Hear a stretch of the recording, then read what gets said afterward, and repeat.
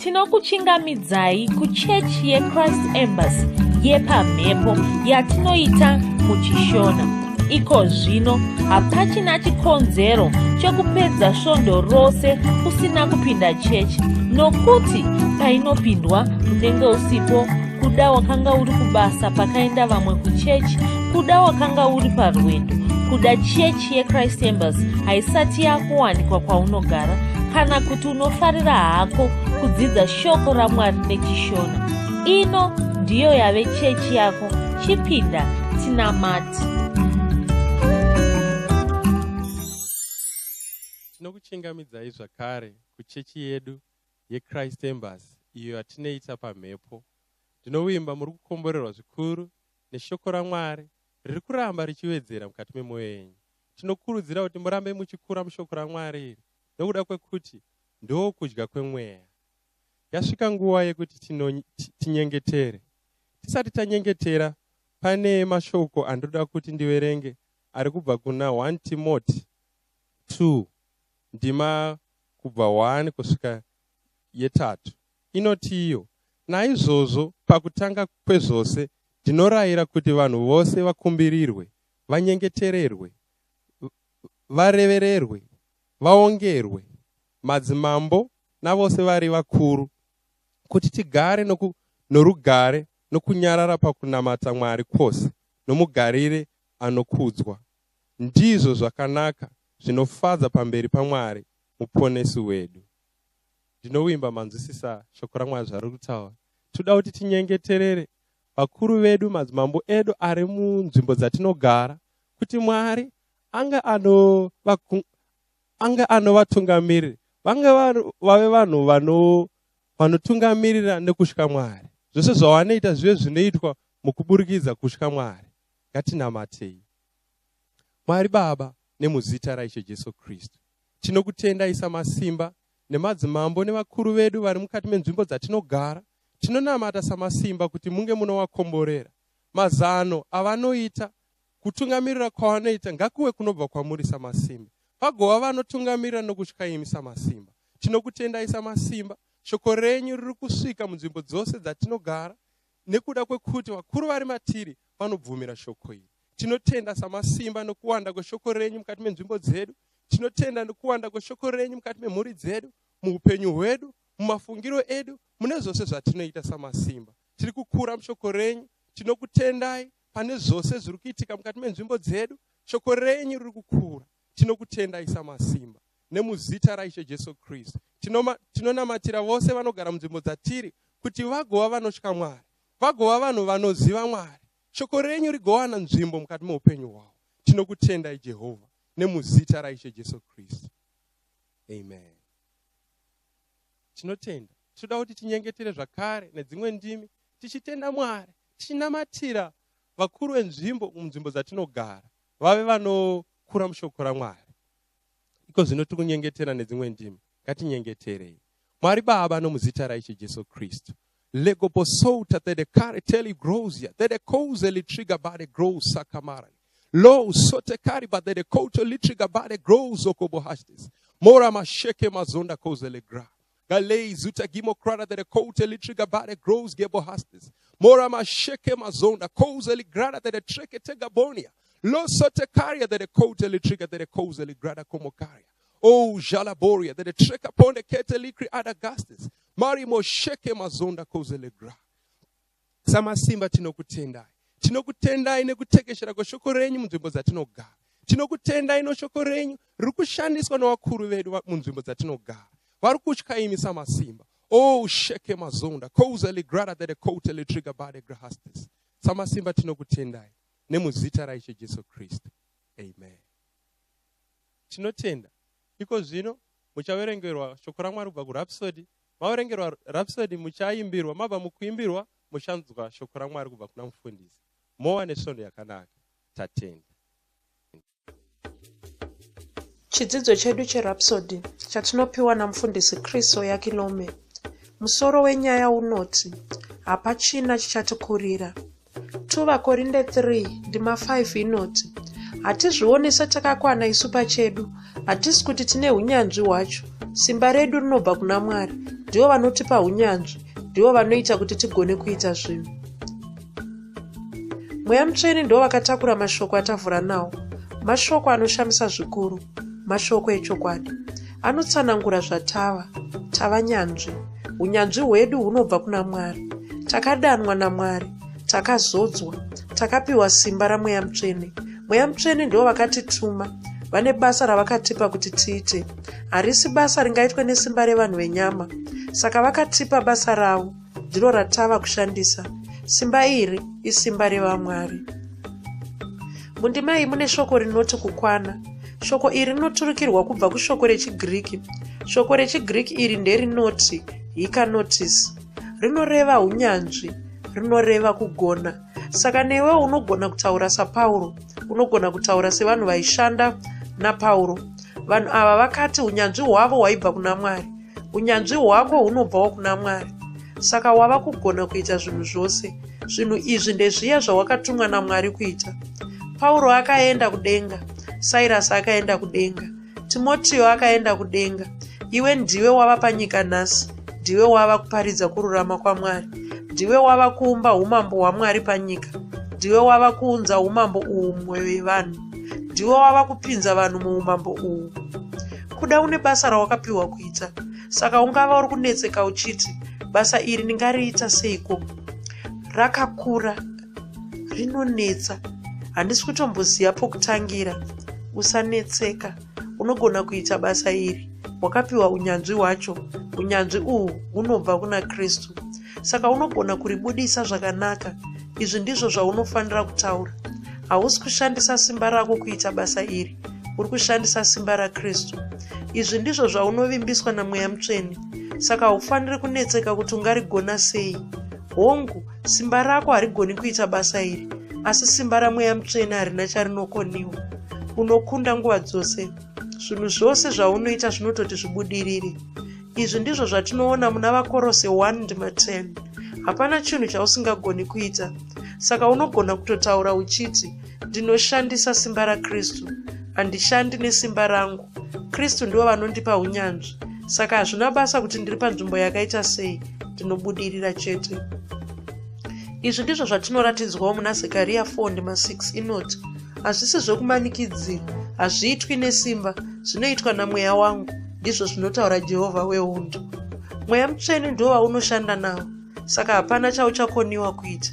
Haleluya. Pupura mumashure mangu uchiti, Baba vandinoda, ndakashongedzwa nesimba. Simba iri ndiro rinodiwa kuita mabasa ose ose.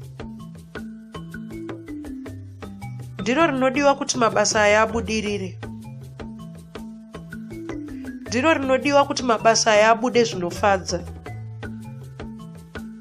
Ndiro rinodiwa kuti mabasa aya aunze mbiri kwamuri. Chizoro chenyu chiri pandiri, chiri kushanda mandiri. Saka ndinogona kuita zvinhu zvose. Mwari ngavaropafadzwe. Dzimwe ndima dzinotsigira chidzidzo chanhasi ndedzinoti 2 vaKorinde 4:7, vaFiripi 4:13 navaEfeso 2:10.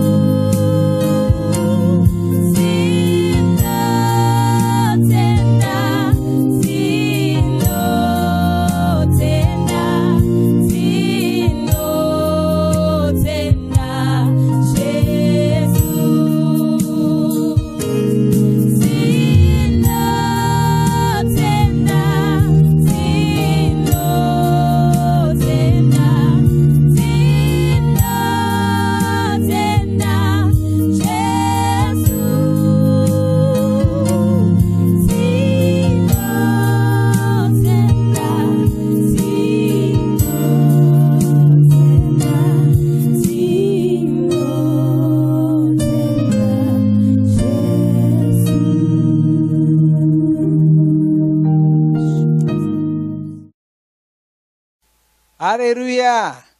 Tinosangana zvekare pamunamato wedu weChrist Embassy watinoita pamepo muShona. Ndinofara zvikuru kuti ndiri kusangana nemi zvekare pazuva ranhasi. Kusangana nemi tichitaura shoko raMwari sezvizvi chinhu chinondifadza, chinhu chandinofarira kuita. Haleluya. Nokuti ndinoziva simba reshoko raMwari, ndinoziva zvinogona kuitwa neshoko raMwari mukati muupenyu hwomunhu. Ini pachangu ndinotori chapupu chokushanda kweshoko raMwari. Ndakaona shoko raMwari richishanda mukati muupenyu hwangu. Chikonzero ndiri kuridzidzisa vamwe, chikonzero ndiri kudzidzisai shoko raMwari sezvizvi, ndichishuva kuti deno tabatana pamwe chete mushoko imomumu, tafamba neshoko saizvizvi. Imhaka yekuti ndakaona zvinhu chaizvo zvinoitwa neshoko raMwari mukati muupenyu hwomunhu. Shoko raMwari rinogona kushandura munhu, rinogona kutwasanudza upenyu hwako. Shoko raMwari chokutanga rinokusvitsa paruponeso. Ruponeso ndio chinhu chakakosha zvikuru. Bhaibheri rakatitaurira, takazvidzidza mwedzi wapfuura, takati takataura tikati chimwe chinhu chakakosha chinofanira kuitika kumunhu ari pano panyika ndechokuti anofanira kuzvarwa patsva. Munhu anofanira kuzvarwa patsva. Shoko raMwari ndo rega rinoita kuti munhu agone kuponeswa. Varoma chisako chokutanga ndima 13. Pauro anotaura pamusoro pevhangeri achiti vhangeri ndiro simba rinoshandiswa naMwari kuponesa vanhu. Kana Mwari vachida kuponesa vanokutumira shoko ravo. Shoko ravo ravanokutumira iri rinonzi vhangeri. Vhangeri zvinoreva nhau dzakanaka, kureva kuti vhangeri mashoko anenge achibva kuna Mwari anokuudza zvinhu zvakanaka. Zvakanaka pakudii? Zvakanaka nokuti zvinokusiya waponeswa, zvinokusiya wava mwana waMwari. Haleluya. Saka shoko raMwari ndo zvarinoita. Ndinofara kuti tinogona kutaura shoko raMwari saizvozvi. Rinokubatsira, rinogona kuponesa, ndo chekutanga. Waponeswa saizvozvo rinofamba newe zvekare, richikukundisa muupenyu, richivandudza upenyu hwako, richiita kuti upenyu hwako huve hwakarurama, hwakanaka. Kuna munhu anofunga kuti shoko raMwari rinongotidzidzisa tsika dzakanaka chete. Aiwa, shoko raMwari haringotidzidzisi tsika dzakanaka chete, asi shoko raMwari rinotopinda mukati muupenyu hwedu richitiruramisa, richiita zvimwe zvinhu mukati muupenyu hwedu. Rine zvarinoita kuutano hwako, rine zvarinoita mumafungiro ako. Handizi kuti wanga uchiziva here kuti nhamo dzakawanda dzinosanganiswa nadzo nevanhu dzinobva mupfungwa dzavo. Pfungwa dzavo hadzina kumira zvakanaka, havanzwisisi zvinhu nomazvo, havaoni zvinhu nomazvo. Manzwisisiro anoita zvinhu haana kunaka. Ndo makavachi vari mumatambudziko, vachisangana namatambudziko avari kusangana nawo. Haleluya. Asi munoona shoko raMwari ndo rinogona kupinda mupfungwa imomo, richinotwasanudza mafungiro asina kunaka, mafungiro akakombama, richiagadzirisa kuti usare wakufunga zvakanaka, wakufunga saMwari. Haleluya. Amen. Udarega ndikutsvakirei imwe ndima yandinofunga kuti inogona kukubatsirai, inotsanangura zvinhu izvo zvandiri kutaura izvozvizvi. Regai ndikutorerei ndima iyoyi iri muna Ruka yekutanga ndima 14. Ndoda kuti mungoona zvinhu zvinotaurwa. Vari kutaura pamusoro paJohani Mubhabhatidzi. Kwanzi uchafamba pamberi pake nomweya nesimba raEriya, kuti adzorere mwoyo yamadzibaba kuvana navasingateereri kuuchenjeri hwavakarurama, agadzirire Ishe vanhu vakamugadzirirwa kwazvo. Haleluya. Ari kutaura ipapa achiti kwanzi adzose vasingateereri vave neuchenjeri nemafungiro evanhu vakarurama. Kune mafungiro avanhu vakarurama. Vanhu vakarurama vane mafungiro avanoita, vane manzwisisiro avanoita zvinhu, vane maonero avanoita zvinhu, vane kunzwisisa kwavanoita zvinhu. Kunzwisisa ikoko, mafungiro iwayo, unjere ihwo ndo hunovakundisa muupenyu. Shoko raMwari rinokupa mafungiro namanzwisisiro emunhu wakarurama. Haleluya. Saka zvinhu zvinogona kuitwa neshoko raMwari chete, hazvi zvinhu zvaunogona kuitwa kuchikoro. Kuchikoro hapana mudzidzisi anogona kukomera njere dzomupfungwa dzomunhu kusvika dzapinda mugwara. Ndosaka uchiona kuti munhu anogona kunge ana madhigiri akawanda akadzidza chaizvo, asi achingoita zvinhu zvoupenzi. haagoni kuzvibata muupenyu, haagoni kuita zvinhu zvinomusoro, anenge achingonzi hero navanhu pese pese. Asi akadzidza, akaenda kuzvikoro zvose zvinoshamisira. Nemakei zvikoro hapana munhu akakugarisa pasi akatwasanudza pfungwa dzako. Shoko raMwari ndo rinogona kuita izvozvo. Haleluya. Asi regai tiendere mberi zvekare tichitarira pamusoro pechiprofita chomwedzi wachivabvu. Takati mwedzi wachivabvu wakanzi mwedzi wekufarirwa, mwedzi watiri kufarirwa. Haleluya. Saka ndakataura ipapapo, ndikataura kuti takavimbiswa kuti mumwedzi unoyu zvinhu zvakanaka, kwai zvinhu zvakanaka zvichagadzirisika. Regai ndikuverengerei muparidzi. Haleluya. Ndokuverengerai muparidzi 9, paridzi yepfumbamwe ndima 11 chete. Kwai ndakadzoka ndikaona pasi pezuva kuti anomhanyisa haasi iye unokunda pakumanya, ane simba haasi iye unokunda pakurwa, akachenjera haasi iye ane zvokudya. Vanhu vane njere havasi ivo vane pfuma, vanhu vanoumizha havasi ivo vanofarirwa, asi vanowirwa vose nenguva nezvinoitika. Haleluya. Pane chinhu chaari kutitsanangurira ipapapa mukunyora ikoko. Chinhu chaari kutijekesera ipapapa ndechokuti upenyu, chatinoona ipapo chokuti upenyu chinhu chinorongwa mumweya. Kwanzi munhu ane simba uyo wamotarisira kuti ndiye une simba zvoyu ndiye uchakunda pahondo, kwai haasi iye unokunda pahondo. Anogona kumhanya uya wamunoti uyu kana akamhanyidzana navamwe unovasiya vese, haasi iye unosiya vese. Kwanzi munhu akangwara anoumizha haasi iye wamunowana ane kudya. Haleluya. Ndo zvavari kutaura. Kwanzi asi mumwe nomumwe uno mukana waanopiwa, kureva kuti kubudirira kwako, kukunda kwako hakubvi pasimba rako, hakubvi paumizha hwako, kunobva pane imwe batsiro inobva kuruoko rwausingaoni. Kwai mumwe nomumwe unosangana nemikana, mumwe nomumwe uno mukana wake waanopiwa. Waanopiwa nani? Waanopiwa nenjere dzake here? Waanopiwa noumizha hwake here? Kwete. Waanopiwa nokungwara kwake here? Kwete. Pane rimwe simba rinomupa mukana iyoyo, isimba raMwari. Haleluya. Saka ndima iri kutitaridza kuti upenyu hachisi chinhu chatinogona kugarira dare pano pasi tikachironga kuti ngatigarei ndimbogadzirisa ndione kuti upenyu hwangu ndofambisa sei, tohuronga, tonyatsoisa pfungwa dzedu pamwe chete, toronga kuti regai tigofamba takadai. Hazvifambisa izvozvo. Vamwe imi munotozviziva. Vamwe imi makatombozvidza, makagara pasi mukatsvaka kuronga upenyu hwenyu. Asi mapedza kuita zvose zvamaifunga kuti munogona kuita, pakangozoita chimwe chinhu chakangoputika nepamwe pamamusingatarisiri. Zvinhu zvenyu zvamamakaronga zvose zviya zvikabvanyanguka zvikawira pasi. Nemakei kuti munoona Bhaibheri rinotitaurira pamusoro pokuti Mwari ndo vakasika zvinhu vakasika denga nenyika. Muzvisikwa zvakaitwa naMwari hamungori nezvinhu zvatinoona chete. Zvinhu zvatinoona nameso edu enyama handizvo zvega zviri pano panyika. Pane zvimwe zvisingaoneki, uye zvisingaoneki zvacho ndizvo zvakatowandisa. Kuna madhimoni, kune ngirozi, kune zvinhu zvakawanda zviri mumweya zvatisingaoni. Zvinhu zvese izvozvo zvine zvazvinoitawo mukufamba kwoupenyu hwomunhu ari pano panyika. Haleluya. Amen. Ndo saka kufarirwa naMwari chiri chinhu chakakosha, nokuti unenge wafarirwa nemunhu anogona kufambisa upenyu hwako, anogona kupindira muzvinhu zvoupenyu hwako achigadzirisa panga pachazopinda musango. Haleluya. Saka upenyu hunorongwa mumweya. Ndosaka vanhu vakawanda vachivhiringika kuti ndandakaronga zvakati, ndandakafunga zvakati, asi zvazoshaya basa. Nemhaka yekuti usafunga kuti zvinhu zvese zviri musimba rako. Unofanira kuzviisa pachinzvimbo chaunowana ukama naMwari, chaunofarirwa naMwari. Haleluya. Haleluya. Saka ndio chikonzero tichikurudzira zvekare kuti munhu anofanira kuzvarwa patsva, anofanira kuponeswa. Nokuti kufarirwa naMwari kwatiri kutaura uku, kana tichiti mwedzi uno mwedzi watichafarirwa, mwedzi wokufarirwa, zvinhu izvi hazvisi kuzoshandira munhu wose ari kufamba kunze uku.